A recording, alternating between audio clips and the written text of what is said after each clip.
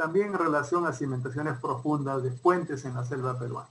Y lo que quiero transmitirles a ustedes, distinguidos alumnos y asistentes, es que tenemos mucho por hacer. Tenemos que hacer muchos puentes en el medio. El gobierno ha comprado muchos puentes de más de 100 metros para poder ser instalados, pero ahí no puede comprar, aparte de la superestructura, la infraestructura. Ahí tenemos que hacer estudios, tenemos que darnos cuenta de qué tipo de cimentación hay que hacer, y en la mayor parte de suelos en la selva, a no ser que estemos en roca, va a tener que ser con pilotes. Y eso es lo que, pilotes o una cimentación profunda. Y eso es lo que quiero presentar aquí. De alguna manera, la experiencia que hemos tenido en todos estos años, en algunos de los puentes que nos ha tocado hacer. Creo que de los 4 puentes que voy a presentar, solamente el último que no he participado, pero los otros 3, y obviamente en el trabajo anterior, sí hemos estado ahí al frente. Entonces, lo que quiero transmitirles a ustedes ahora es que, debido a las condiciones particulares del suelo de nuestra selva y a las cargas de las estructuras como los puentes, tenemos que utilizar cimentación profunda de distinto tipo, ¿no?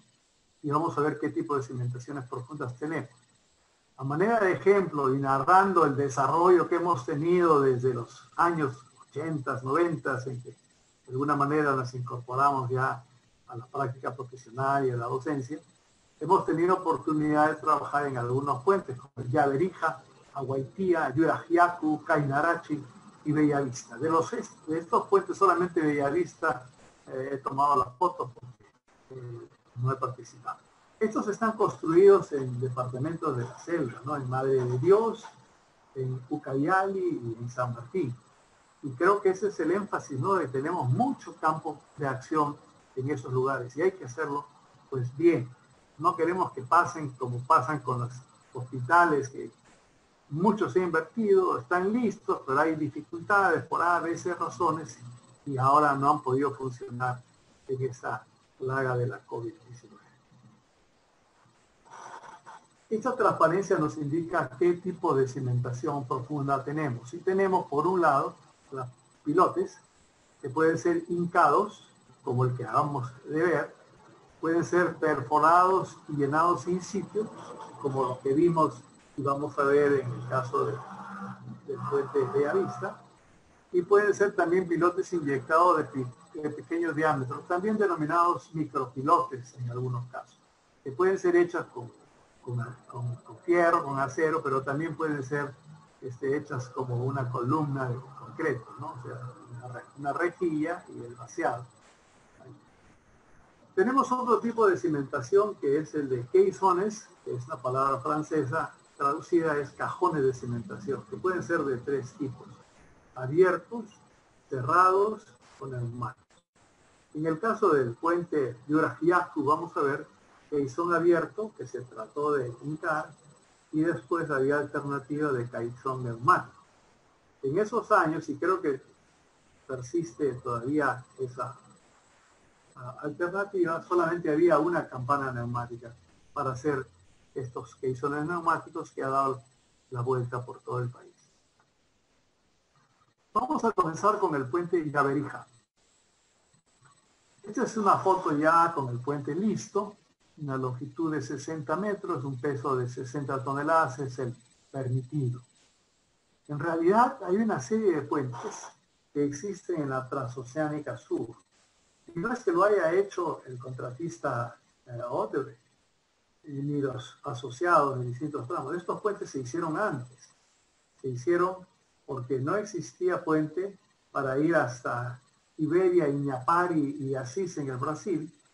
Había que cruzar por lancha el río Madre de Dios y después ir por una serie de puentes que no estaban en buena condición, como el puente Alegría, el puente Moaya, el puente Primavera, el puente Mala, el puente Tahuamano, hasta llegar al puente Yaberija y después cruzar un puente sobre el río Ane, ¿no? Siendo decano nacional del colegio, me tocó hacer una visita al Consejo Departamental de Madre de Dios, lo que me permitió tomar estas fotos que estamos acá. Lo que quiero mencionar es lo apartado de esta carretera, pues que viene desde Maldonado viene por Tahuamano, Iberia, Noaya, y llega finalmente a Iñapari, que es el pueblo fronterizo, ¿no? Cruzando el río, en otro puente que no lo voy a tratar ahora, está el poblado de Asís, que ya es el Brasil. Entonces es todo un tramo, creo que ya se lo encontraron listos estos amigos de la Interoceánica número sur, ¿no? Para que ustedes vean, estamos casi en el límite tripartito, ¿no? Entre Bolivia, Brasil y Perú. Y esta vista nos ilustra la ubicación. Este es el arroyo, le llaman, de aquí a Berijano, es muy grande el río. Y aquí ya empieza a aparecer Iñapari, que es el último pueblo que está en el Perú antes de llegar a la frontera con Brasil. Esta zona de acá posiblemente sea Brasil, que puede ser Bolivia, ¿no?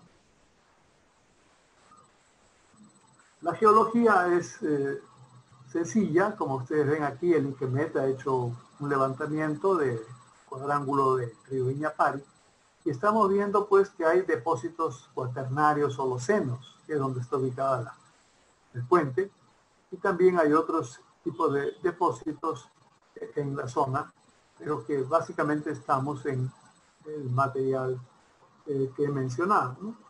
Hay una formación ahí de Madre de Dios y también la formación Ipururu que existe en la zona.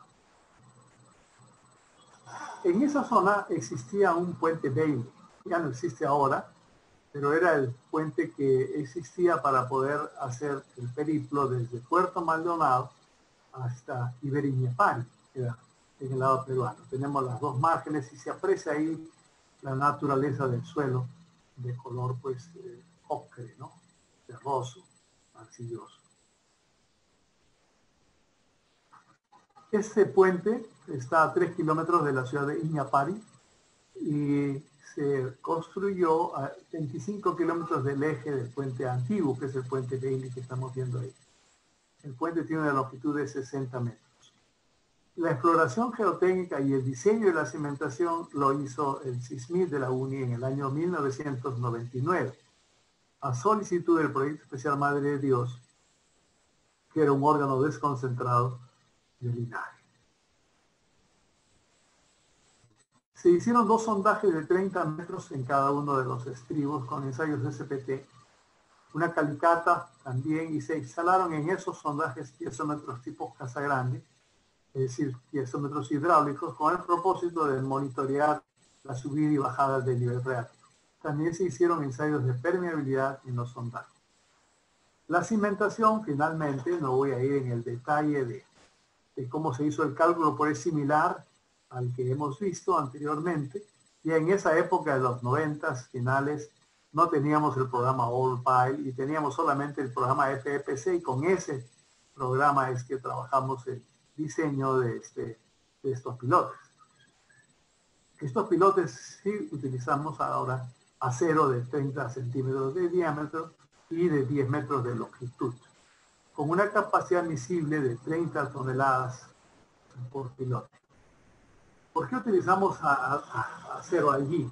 Porque el transporte de concreto no era muy adecuado, ¿no? Muy lejos del sitio, había que pasar en lancha los materiales que venían de Maldonado, y pues no había, así como en la zona de Iquitos o de Pucallpa, hay algo de material, pero quizás a una cierta distancia. Entonces ahí tomamos la decisión, lo mismo que en Iquitos, de cimentar con pilotes hincados, pero de acero. Este es el perfil que logramos hacer con el CISMID. Este es un trabajo del CISMID, el que se realizó de exploración, y vemos cómo están variando los valores de N y la naturaleza de los materiales, ¿no? Todos finos, de arcillosos de menor plasticidad a mayor plasticidad. Este de acá es CH y los otros son CL, y también limos, ¿no? Con algo de intercalaciones de capas de arena que estamos viendo. Lo mismo acá está el perfil. Entonces tenemos, para el perfil dado, tenemos los valores de N y tenemos la naturaleza de este perfil. Este lado de acá es más arenoso y ese lado de acá que es más arcilloso. Pero de igual manera, como tenemos dos sondajes, hicimos los análisis pertinentes. Esta es una fotografía que recién la he adquirido por esta presentación, la tenía por ahí refundida.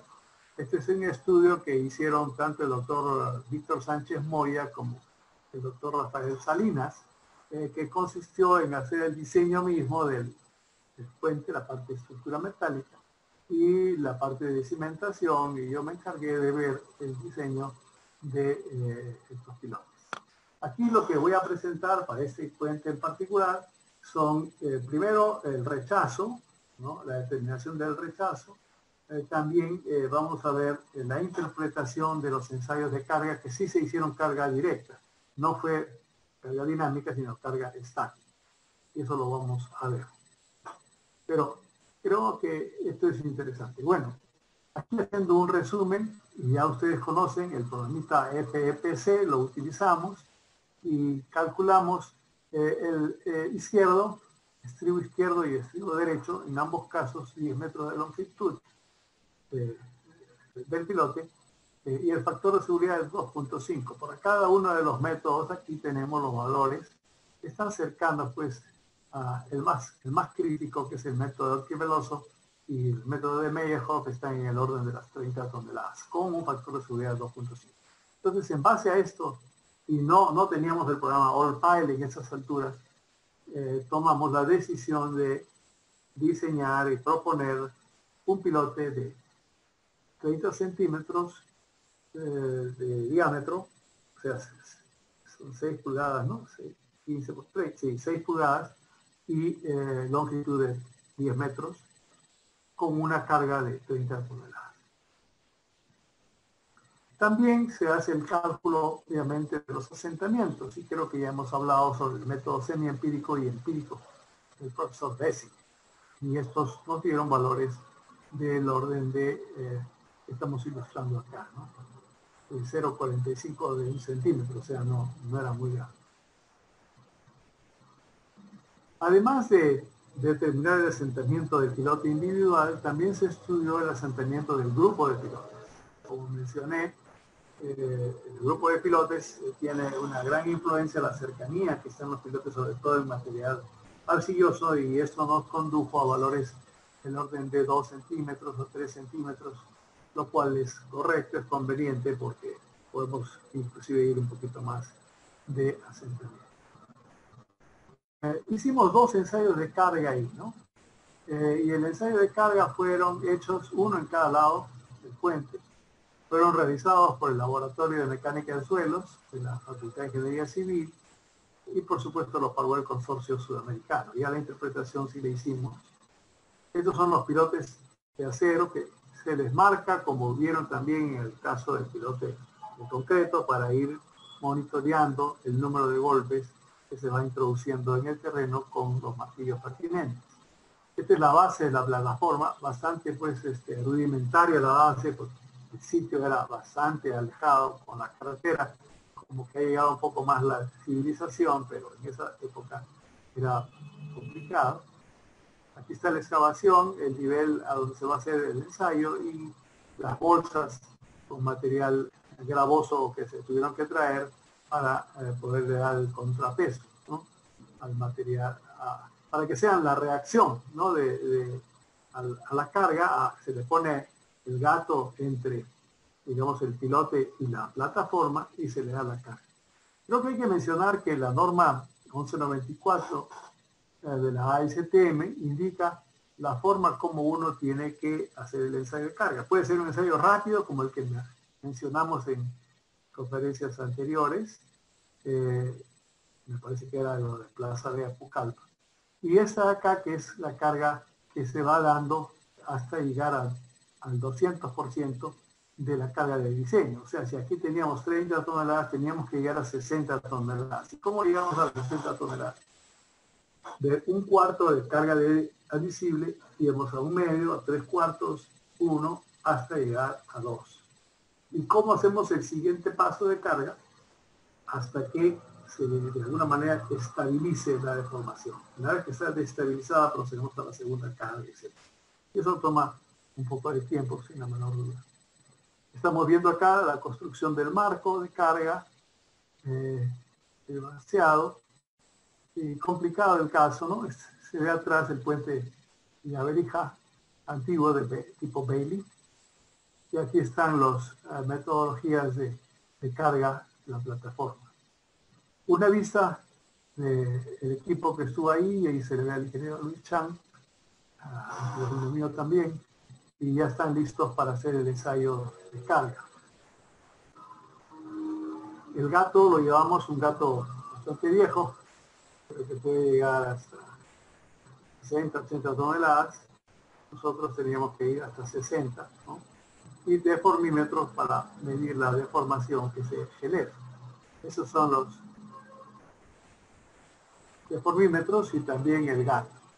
Aquí, como la carga hidráulica, por así decir, es bastante variable, el doctor Víctor Sánchez diseñó una celda de carga en particular, ¿no? Que con strain gauges y una calibración previa se podía monitorear la deformación del strain gauge y después, en base al módulo de elasticidad del material existente, podíamos determinar de qué esfuerzo y qué carga se estaba dando. Ahí estamos viendo la carga, la celda de carga, que se pone entre la viga que está soportando la carga y el gato. Este gato se le da carga hidráulica, pero la precisión no es muy grande, entonces hay que medir la deformación, y este es el equipo para medir el deformímetro, los strain gauges, ¿no? Para poder determinar mejor el ensayo de carga. Y aquí tenemos los ensayos realizados, ¿no? El pilote número 1, en una margen. Cuando se inició el ensayo de carga, las cargas que se aplicaron, vean ustedes que llegamos hasta las 60 toneladas. 60 toneladas es el doble de la carga de diseño, y eso es lo que nos permite la norma STM. Y después hay que hacer la descarga también, ¿no? Y aquí estamos viendo la carga y la descarga. En base a varias fórmulas que existen, se puede determinar en base al ensayo de carga cuál es la carga última del pilote, porque no es una única carga, ¿no?, última, sino que hay que hacer una cierta metodología. El método de Davison lo utilizamos acá porque es el más conservador, el que da cargas mucho menores que las otras metodologías, pero el método de Fuller y hoy y otros métodos adicionales. El método de Basic, que se alcanza la información de 1 pulgada, por ejemplo, y así sucesivamente. Entonces, utilizamos esa alternativa. Esta es la carga del segundo pilote.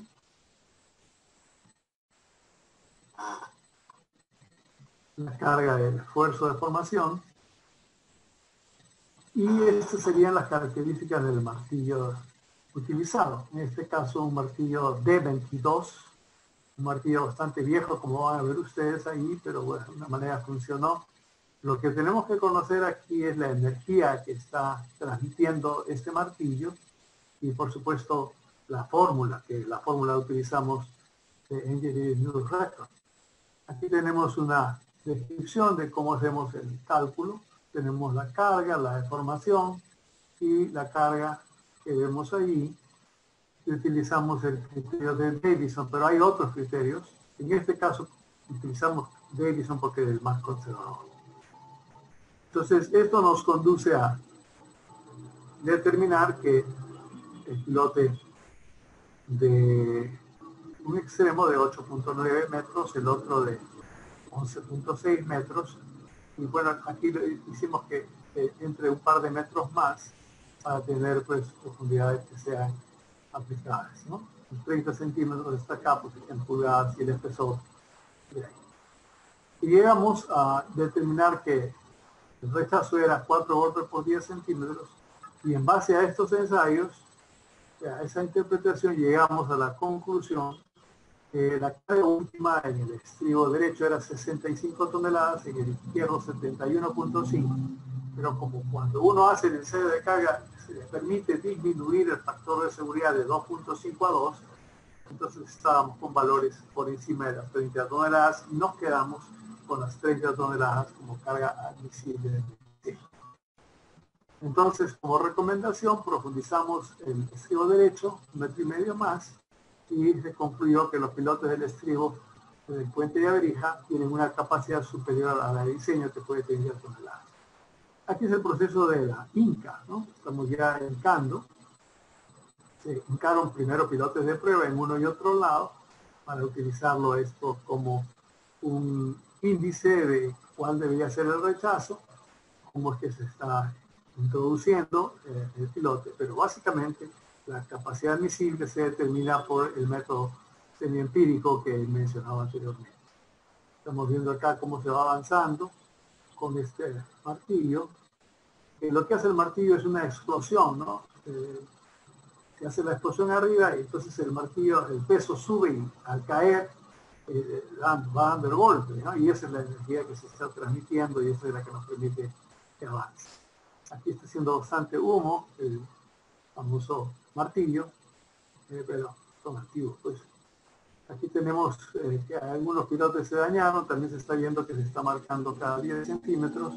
Finalmente, pues, se calcula el rechazo. Esta es la fórmula de Engineers News Record, que dice que la capacidad admisible en libras, hay que usar las mismas unidades, es 2 veces la energía que está liberando el martillo, y ese de aquí es el promedio neto de penetración en pulgadas por golpe. Las unidades son inglesas, y eso hay que utilizarlo así o hacer la transformación pertinente. Finalmente llegamos a que el rechazo es de 4 golpes por 10 centímetros, ¿no? Algunos que diseñan solamente el pilote con esta metodología, pero yo soy de la idea de que tenemos que hacer el cálculo en base al perfil estratigráfico, en base a la metodología que hemos analizado para determinar una longitud adecuada del pilote. Y este es el registro de la Inca que estamos viendo ahí, ¿no? Entonces ya vamos viendo cuántos golpes por 10 centímetros da, vemos que está centrando bien y ya cuando llega como a los 9, 10 metros ya se alcanza el rechazo en ambos metros, ¿no? Entonces esto es una especie de partida de cada uno de los pilotos. Bueno, y de esa manera hemos podido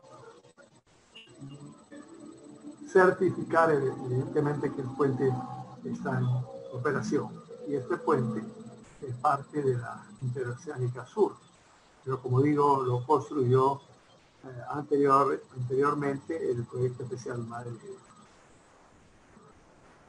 Ahora vamos a otro puente, que es el puente Aguaitía.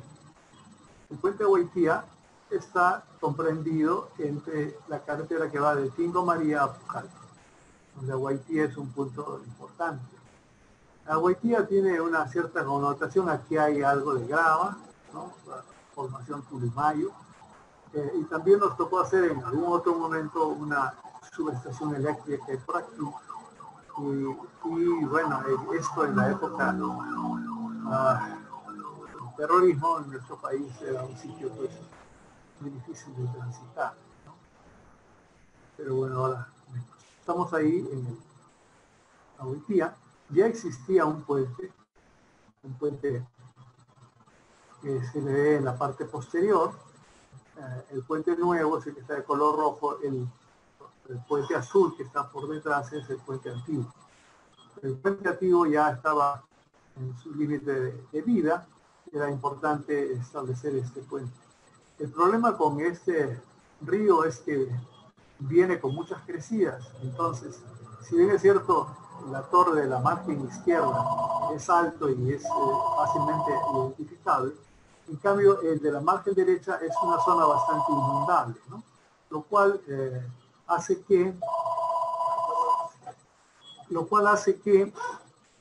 haya tenido que, perdón, un instante,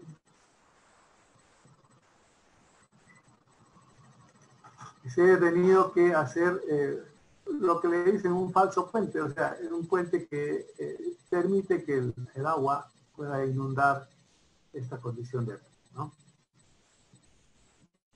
El puente antiguo, que es el azul, y el puente nuevo, que es el rojo. Estos puentes ya vienen listos, ¿no? Igual que en el puente Billingham o puente Brasil. Estaba inclusive muchos años Matarani, en el puerto, ahí esperando el sueño de los justos. A veces tenemos el material acumulado y la falta de gestión hace que esto se atrase. Felizmente que en la Interoceánica Sur se pudo construir ese otro puente. Aquí al fondo se ve la central de Aguaitía, donde también hay unos problemas de estabilidad del talud que nos tocó ver en su momento. Pero toda esta parte de acá es una estructura del puente que ya está sobre también pilotes, ¿no?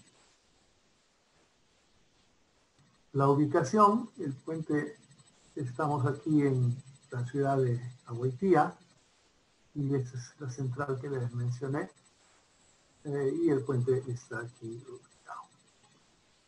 La geología igual es similar a la que hemos visto, materiales cuaternarios del Holoceno, blandos, pero en la zona en particular hubo una dificultad que se la voy a narrar dentro de un momento.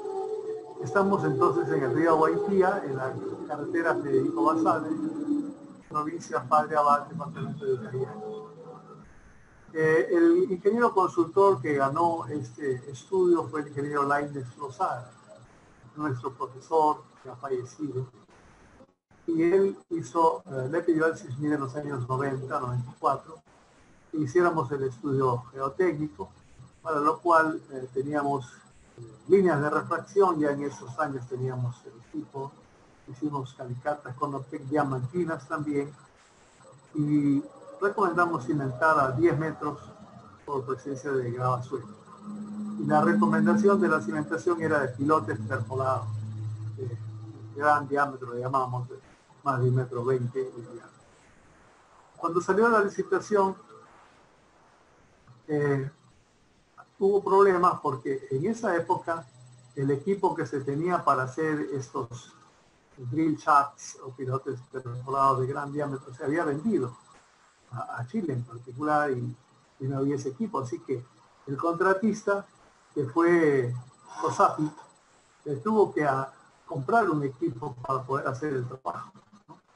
Y fue acompañado de la empresa geotécnica que hizo unos sondajes verificatorios con diamantina, porque habían dificultades en el caso de poder explorar, digamos, el terreno. Habían dificultades de justamente hacer la perforación del pilote. Después, la Energía Consultores también solicitó líneas de refracción sísmica y también parámetros para poder hacer un recálculo de la cimentación. Lo que hay que mencionar es que en la margen derecha tenemos grupos de 8 pilotes de 11 metros de longitud y 1 metro de diámetro. En la cámara de anclaje, 48 pilotes de 15 metros de longitud y 1,20 m de diámetro. En la base de la torre, 21 pilotes de 10 metros de longitud y 1,2 metros de diámetro. Y en el estribo derecho, 4 pilotes de 10 metros de longitud y 1 metro de diámetro. Las cargas por pilotes eran de 100 a 240 toneladas. Aquí está ilustrado el trabajo que nos encomendaron hacer. Como había ciertas dificultades en penetrar lo que se había diseñado, pues se hizo unas líneas de refracción sísmica acá, que nos dieron una distribución de las velocidades de las ondas P. En ese momento no teníamos todavía la alternativa de calcular la velocidad de las ondas Rayleigh, velocidad de las ondas similares a las ondas de corte. Así que solamente hicimos velocidad de ondas P. Ya después, en el siguiente periodo, digamos, ya pudimos complementar esa herramienta de poder hacer ensayos de ondas S también. Y aquí está lo que había hecho la empresa esta de geotécnica, ¿no? Ellos hicieron todos estos puntos que ven acá, que son perforaciones. Estamos hablando de la margen derecha, que es donde hubieron mayores dificultades para la perforación del pilote. Y podemos ver que esta formación que llamamos Tulumayo, que es un conglomerado, en realidad, tiene algunas capas que las he pintado de color negro acá, porque son rocas areniscas, ¿no? O calizas, no me acuerdo, pero son rocas, y entonces eso dificultaba mucho el avance de la perforación. Nosotros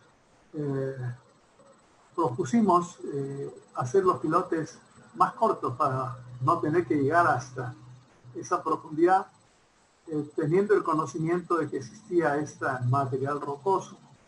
El diseñador, que en este caso era el ingeniero Lainez, aceptó ese cambio en la margen derecha, pero no en las torres ni en los anclajes. Ahí sí se sufrió bastante para poder perforar y llegar a los valores que he indicado anteriormente.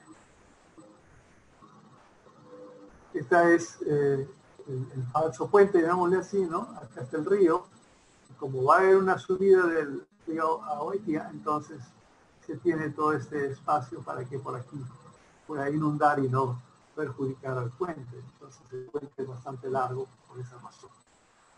Aquí estamos apreciando en la margen ya derecha del puente el proceso de construcción de estos pilotes perforados de gran diámetro, ¿no? Y por supuesto que se utilizaba el puente antiguo hasta que esté listo el puente moderno. El estribo derecho en la margen, desde la margen izquierda, donde estamos, tomamos la foto allá, para ver la construcción. Y bueno, se avanzaba. Esta es la metodología con lodo bentonítico. Es decir, se va perforando, la bentonita que tiene características isotrópicas hace que la pared se quede allí, se termina el avance de la perforación, se pone en la canastilla de acero y después se hace el vaciado de concreto tipo tren, ¿no? Que va saliendo, va desplazando al lodo bentonítico. Este es el proceso constructivo en la margen izquierda del río Ahueitía. Ya estamos en el otro lado, hacia el poblado de Ahueitía, que no tuvo mucha dificultad. El acero de refuerzo utilizado y el mecanismo de utilización de los pilotes perforados. Ya el puente está terminado. El puente antiguo no se desmontó, sino que se utiliza para, bueno, como emergencia y para que pasen ahí los burros que hay y también los mototaxis y qué sé yo. Aquí estamos viendo ya desde la margen derecha hacia la margen izquierda. Al fondo se ve Ahueitía. Pasamos ahora a otro puente que también nos ocasionó ciertas dificultades, que es el puente Yuragiaco. El puente Yuragiaco es cercano a la fábrica de cementos Rioja. Está justamente en el río Mayo, cerca al poblado de Yuragiaco. Cuando uno visitaba esa zona, había lo que se llama una balsa cautiva, ¿no? Para pasar de ese lado al otro, se utilizaban unas balsas, unas plataformas metálicas que empleaban la fuerza del río para poder pasar. Pero eso tomaba pues mucho tiempo, porque la margen izquierda del río Mayo, en esta zona que se llama Alto Mayo, es una margen en donde hay mucho cultivo de arroz, de una serie de otros productos que eran muy importantes y se tenía que tener una mayor fluidez entre la margen izquierda y la margen derecha. En la margen derecha está pues los poblados de Rioja, Moyobamba, etc. Era importante hacer ese diseño. Ahí estamos ubicándonos en el puente de Yuragiaco, ¿no? Estamos cerca del poblado de Yuragiaco mismo. Aquí está Tarapoto, Tarapoto, Moyobamba está por acá, pero no está indicado. Aquí está ya mejor. Este es el puente de Yuragiaco, que estaba la balsa cautiva. Este es el pueblo de Yuragiaco. Y este es el puente de Yuragiaco, que se utilizaría para cruzar el río y tener toda esta margen. Mira que hay bastante vegetación y hay bastante ganado también y hay una zona bastante rica. La geología es similar a la que hemos mencionado, cuaternario, holoceno, tanto fluvial como aluvional, y suelo bastante, pues, bastante malo, ¿no? Bastante difícil. Por aquí queda también el proyecto del río Avisado, que también nos tocó ver eventualmente, y ahí se hizo también pilotaje de tipo Franchi, como he mencionado anteriormente. Este puente está sobre el río Mayo, entre Moyobamba y Yuraguacu. La exploración geotécnica la hizo el CISMIT para el PEAM de Madre de Dios. Hicimos refracción sísmica, downhole, ensayos de SPT, y aquí estudiamos unas alternativas, ¿no? Pozos perforados y cajones de cimentación. En ese sentido, propusimos el pozo perforado por su facilidad, pero el diseñador, y en esos años el diseñador del puente pues era el calculista y el que manejaba todo el proyecto, ¿no? Y la importancia a la parte geotécnica no se le daba. Y bueno, el ingeniero Eduardo Gallo de esa, el diseñador, propuso pues cimentar con cajones. Cajones de 5 y 7 metros hasta alcanzar 7,85 la cota. Y además dijo eventualmente neumáticos. Y eso fue un problema porque en realidad, como vamos a ver, hubieron dificultades para hacer ese hincado. Simplemente para que tengan una idea, ¿no? Estamos viendo algunos sondajes realizados en cauce del río Mayo, donde va a venir el puente. Estamos viendo la calidad del terreno, los valores de N que son tan bajos, aquí hay arcillas altamente compresibles, medianamente, y hay una capa de turba acá bien grande, ¿no? Turba, porque eso confirma lo que hemos mencionado anteriormente. Todo este gran valle de alguna manera se represó en el pasado, y eso acumuló bastante material fino, incluyendo las arenas que estamos viendo acá, las arcillas, los limos y las turbas, ¿no?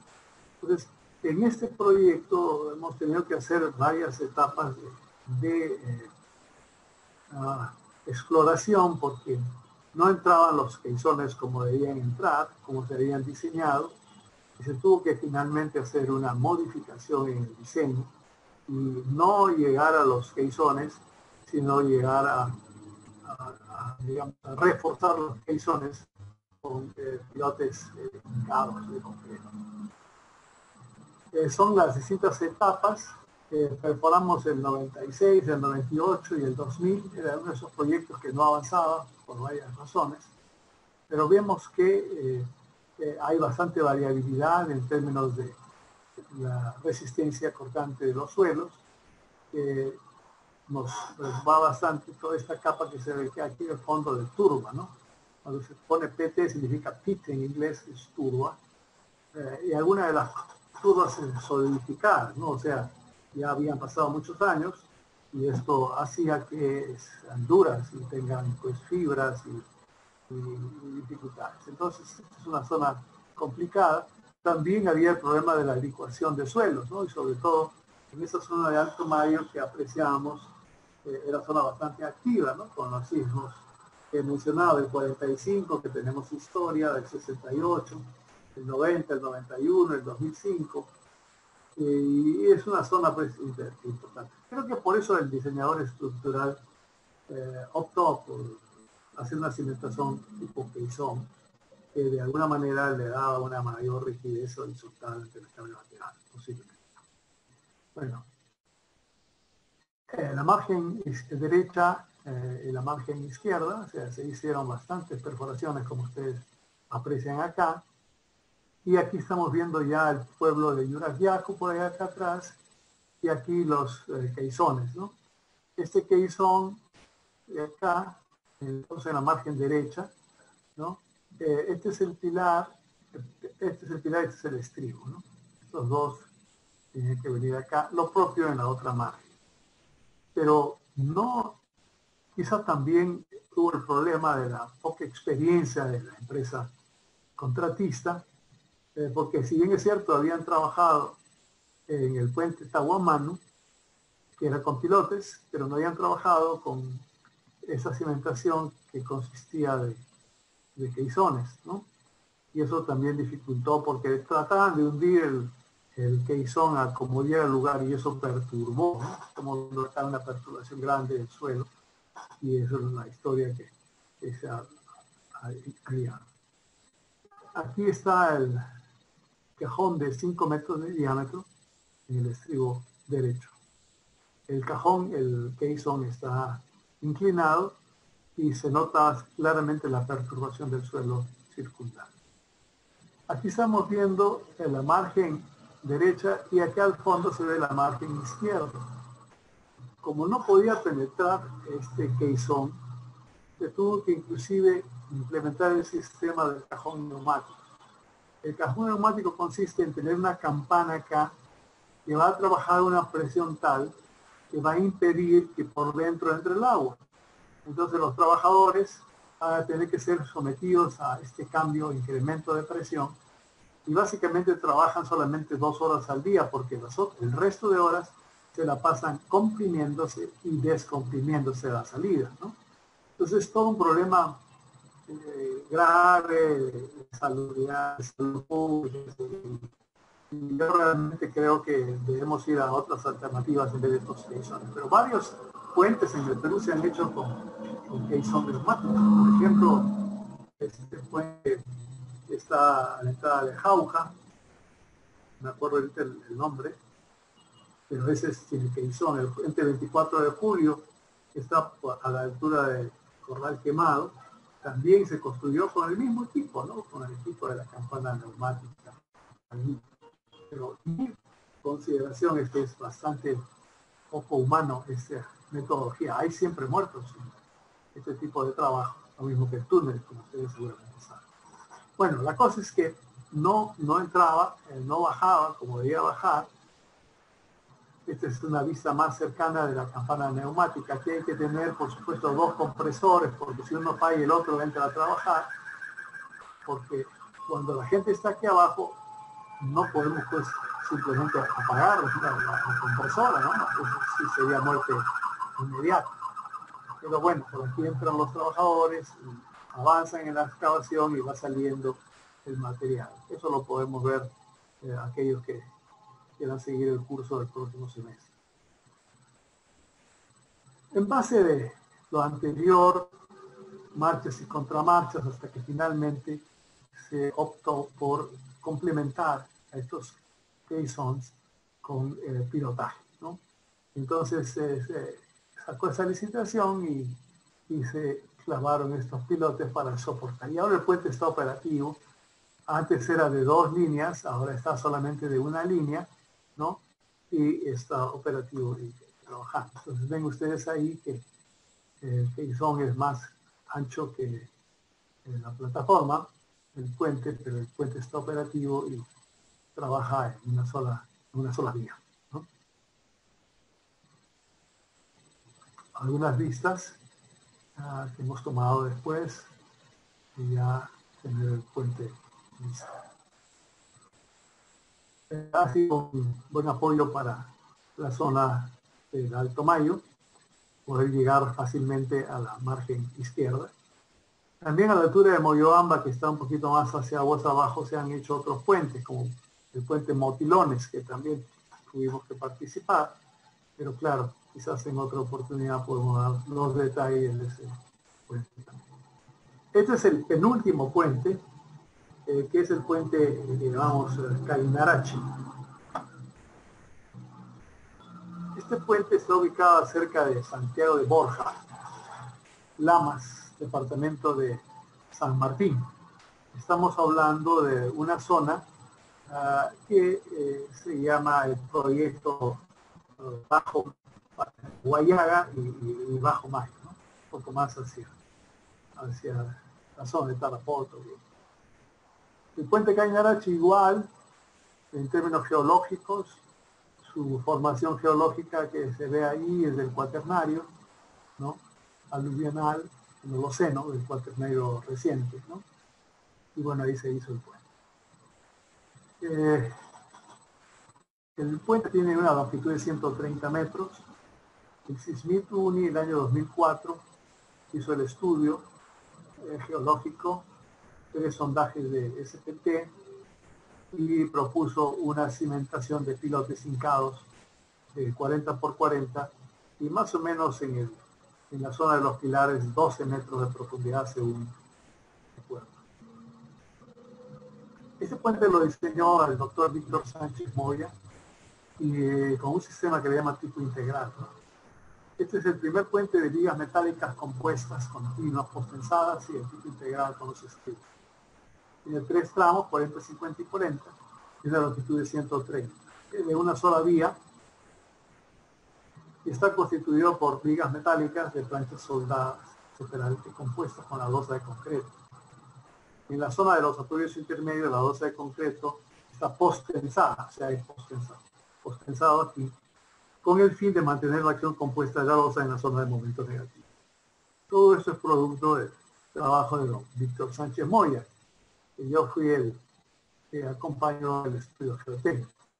Este es el diseño que he mencionado, y estos son los pilotes. Y lo que vamos a ver aquí son esos 2 pilares. También los estribos tuvieron pilotaje, pero más pequeño, para poder soportar estas cargas.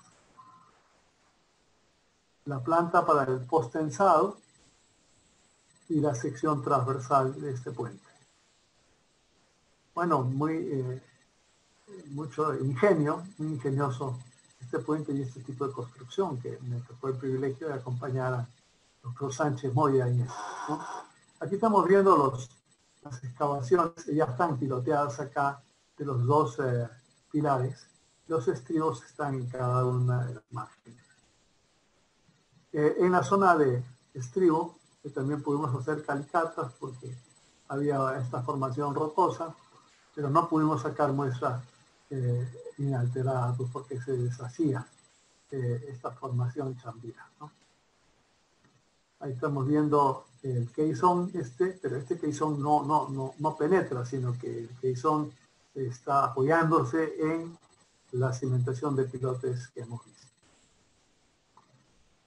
También hicimos algunos ensayos de DPL para ver cómo estaba el suelo por ahí. Y en el lado izquierdo la voz abajo.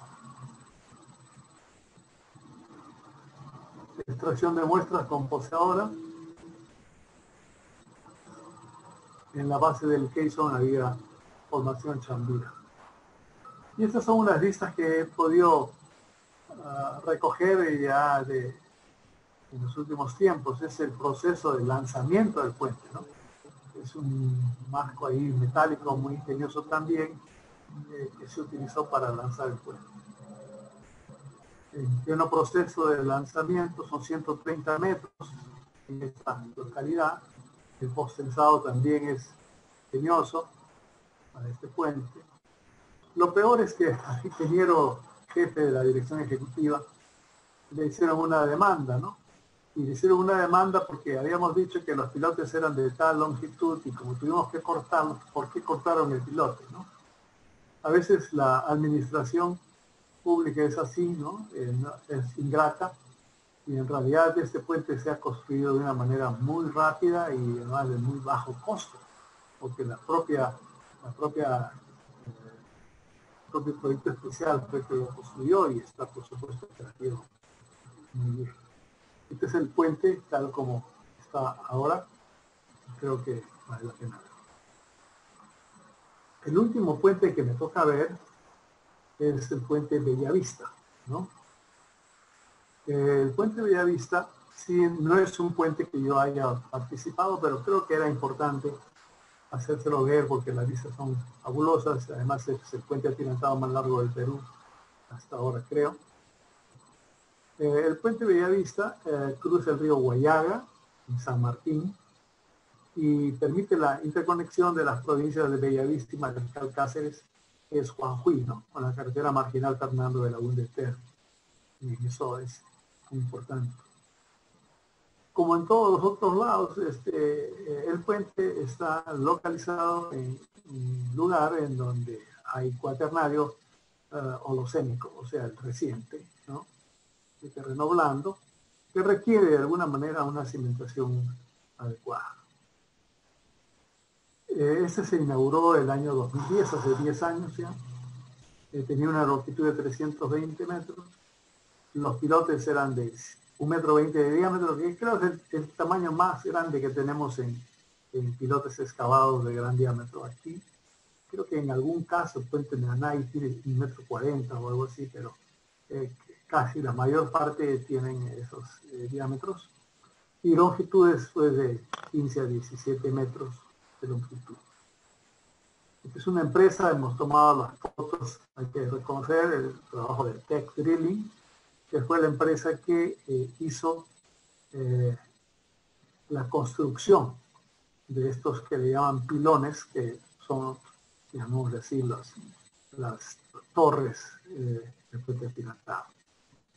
Este es el derecho y estamos viendo al fondo el izquierdo. Esta es la máquina que se tuvo que llevar ahí para que haga el avance. El avance, como había roca arenisca, ustedes vieron en el mapa geológico que hay un material rocoso por debajo. Se tuvo que empotrar, llamémosle, unos 5 metros más abajo, pasando el terreno más blando, para poder empotrar este pilón ahí. Para cada uno de los estribos se ejecutaron 432 metros lineales de pilotes excavados y hormigonados, 24 pilotes de 18 metros cada uno aproximadamente, con un diámetro de casi 1,20 m, ¿no? Esto suma en total de 864 metros de longitud total de pilotes. Esta obra consistió en hacer los pilotes para los cimientos del pilón izquierdo y derecho, en suelo compuesto por relleno de arcilla y empotramiento de 5 metros en rocas areniscas, como lo he mencionado, por medio de taladro helicoidal, taladro tipo balde y corel barrel, provistos de rodillos triconos. La totalidad de los pilotes se efectuaron con encamisado, con casing recuperable. Y aquí estamos viendo ya la zona de colocación de pilotes en los estribos derecho e izquierdo, ¿no? A la derecha está sin colocar todavía y después ya están vaciados los pilotes ahí. Y el proceso constructivo, pues muy interesante también. Se construyeron los 2 pilones y de ahí se van montando los módulos hasta poder coronar justamente cada uno de ellos. Estamos en un acercamiento hacia el estribo izquierdo. Es una vista del extremo derecho. Este trabajo lo hizo el Servicio Industrial de la Marina, el CIMA, Perú, y tenía pues el desencofrado de la losa. El CIMA también subcontrató obviamente algunas partes de estudio, el periodizado, etc. Pero ya después le quitaron la posibilidad porque dicen que es competencia desleal. Pero en fin, yo creo que ahora con todo tenemos que procurar cerrar esa brecha que existe en las obras en el país. Estamos viendo desde el estribo derecho el fondo del tablero, la estructura en voladizo. Esto se ha hecho acá por Ingeniería Nacional, que es lo más importante, ¿no? El tramo izquierdo, encofrado en el penúltimo módulo, los voladizos que van avanzando. Un tramo lateral visto desde el estribo derecho, fondo del tablero, montaje de una viga principal. Ya se alcanzó el punto y se ve aquí el puente atirantado, como ustedes ven ahí. Una bella vista del puente Bellavista. Y en ocasión de la inauguración, ¿no? Toda esta gente está ahí llegando y está haciéndole una prueba de carga al puente, de alguna forma, ¿no? El presidente de la República hizo la inauguración y la gente comenzó a pasar, ¿no? Y se ganó pues mucho en la región, ¿no? Puente Bellavista. Voy a presentar ya finalmente unas conclusiones para ustedes. Se han presentado diferentes tipos de cimentaciones profundas usadas en puentes ubicados en la selva peruana, donde en varios casos el estrato o estratos superiores son altamente compresibles y demasiado débiles para soportar la carga trágica. En base a los resultados de los ensayos de penetración, la estratigrafía y las dimensiones de la cimentación profunda, se puede evaluar su capacidad de carga axial a través del uso de fórmulas empíricas y fórmulas analíticas. En el diseño de las cimentaciones también deberá realizarse la predicción de los asentamientos, el cual es un problema complejo debido a la perturbación y cambios en el suelo, por la instalación del pilote y la incertidumbre sobre la posición exacta de la transferencia de carga al suelo. La ejecución de ensayos de carga, estamos hablando de ensayos de carga en la cimentación, porque también hay que hacer ensayos de carga en el propio puente, estamos hablando de la cimentación. Ahí permite verificar la capacidad de carga y de asentamiento de los pilotes determinados en los diseños. Muy bien, con eso entonces doy por terminada mi